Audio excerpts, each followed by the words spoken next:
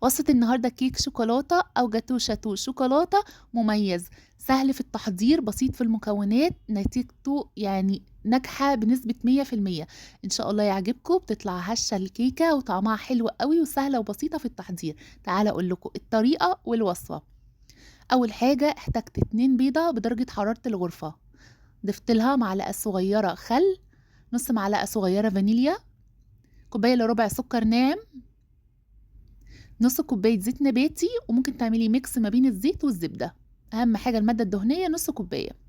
هاخلطهم كويس أوي كده مع بعض، مش محتاجة لو حابة تعمليهم بالمضرب أو الخلاط مش مشكلة، بس هي مش محتاجة.